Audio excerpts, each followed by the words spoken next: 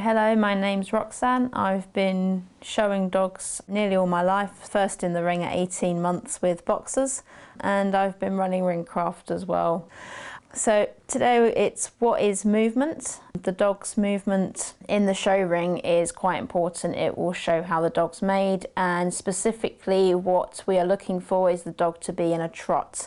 You don't want the dog going too slow, but you don't want them going too fast and galloping around the ring either. And each breed would have a different, and each dog would have a different pace. In the show ring, each dog has to stand still for the judge to assess, and then the judge will also want to see the dog moving.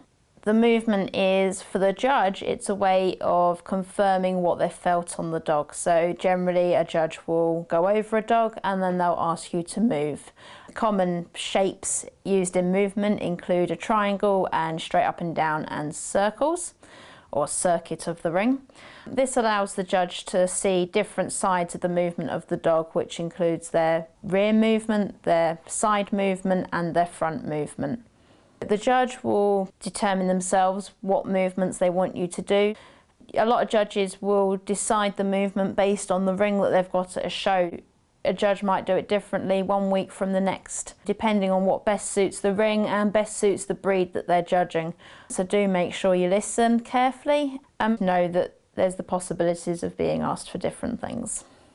On the individual assessment of your dog with the judge will want to move just your dog on its own. So again, listen to what they ask for and then use the whole ring. You really do want to make the most of it. This is your time to show the judge your dog. You get the judge's individual attention as well, so you really want to make sure that your dog is moving the best that it can and you're using as much of the ring as possible. When you're moving the dog needs to be ideally run on a loose lead. The dog will need to be confident enough to do this, but also to be just a step away from you, but running alongside you at the time.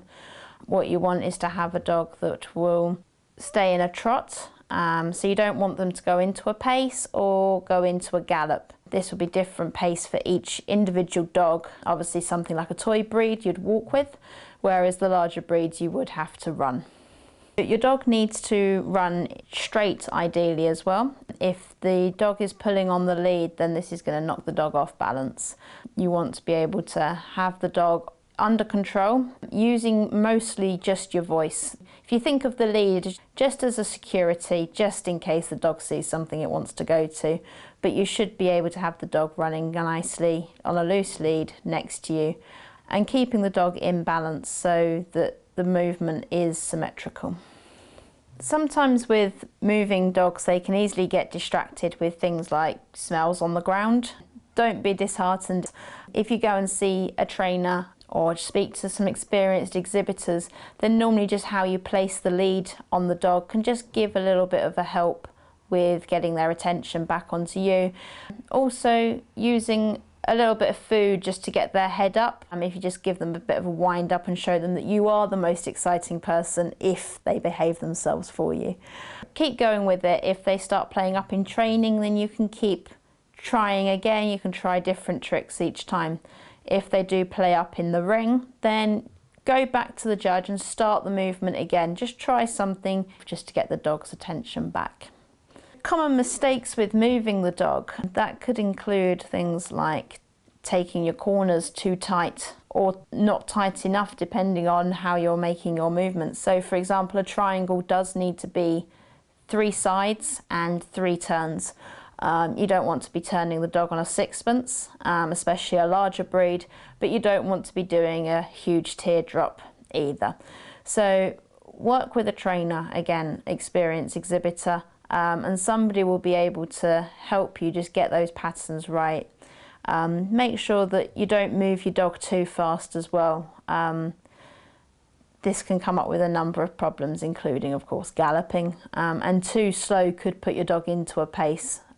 So finding that right movement pace between you and your dog is vital to getting a good partnership.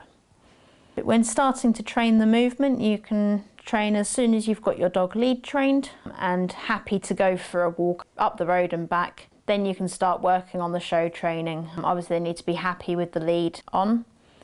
With puppies, and that's where the fun starts, they might do a bit of jumping, and you don't want to discourage this because it will help if your dog's lively and enjoys what they're doing. So don't tell a puppy off for jumping around.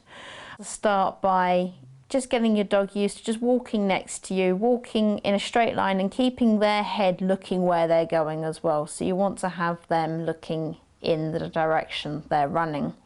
With small puppies, you want to keep this very short and sweet. So even if it's just a case of 3 or 4 steps that they take in a nice trot, give them lots of praise in a game. By the time they're a bit older, then we'll be expecting a bit more from them.